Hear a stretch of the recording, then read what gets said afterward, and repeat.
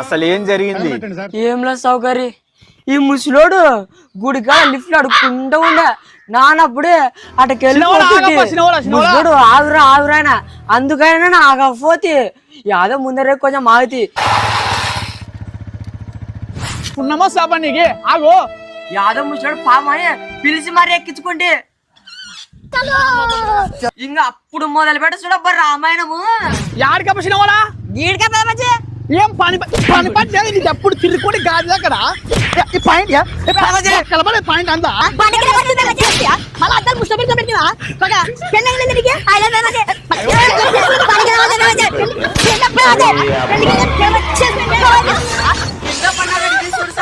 పరిస్థితి నువ్వే న్యాయం చేయాలా సౌకర్య నేను ఆడికైనా మొత్తుకుంటే సౌకర్య నిదానం పోరాసిన ఓడా నిదానం పోడా అని ఆడికి 150 స్పీడ్ లో పోయి ముస్టోలని చూడకుండా కిందే సౌకర్య నా చెయ్యి పెద్దంకి ఇరిఫే సౌకర్య ఇప్పుడు రాడ్లేళ్ళు అంటారు సౌకర్య అసలు నా గురించి ఏమనుకుంటాను నీకు దాడైనా ముస్టోడా నువ్వు గడ్డానికి రాడ్లేదంటే మరి నాకే మ్యాంగ్లేదేనా నీటి లేని కుక్క.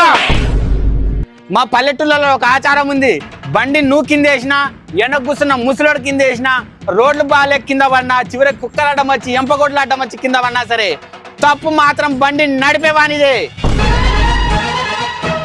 కాబట్టి మా పెద్ద మనుషులందరూ కలిసి తీసుకున్న నిర్ణయం ఏంటంటే ఆ ముసలానికి 1,70,000 రూపాయల జరిమానా కట్టు. సౌకర్యం నా బండి పడితే 1,00,000 రూపాయలు సౌకర్యం ఈ ముసలోడికి 1,70,000 ఆడు తెచ్చుకాడు. అట్లే ఇంత లేచిన మా ఊరి పెద్దలు పండ్లన్నీ ఇడిచిపెట్టుకొని పంచాయతీ తెంపినందుకు మా కల్లా తిన్నీక తాగినీకే 10,000 రూపాయలు కట్టు.